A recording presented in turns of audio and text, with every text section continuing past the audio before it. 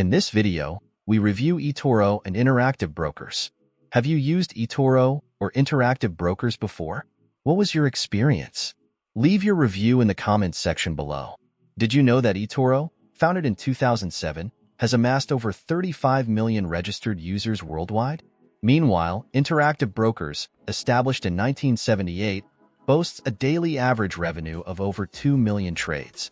These statistics highlight the significant presence both platforms have in the online trading arena. eToro is renowned for its user-friendly interface and pioneering social trading features, allowing users to replicate the trades of seasoned investors. This makes it particularly appealing to beginners seeking guidance. Additionally, eToro offers commission-free trading on stocks and ETFs, which is a significant advantage for cost-conscious traders. However, eToro has faced regulatory challenges in various countries, including fines and restrictions due to operating without proper licenses. This raises concerns about its compliance and operational transparency. Moreover, eToro's fee structure can be complex, with higher spreads on certain assets and inactivity fees, which may deter some users. Interactive brokers, on the other hand, is acclaimed for its extensive range of tradable assets, including stocks, options, futures, and Forex, catering to professional and institutional traders.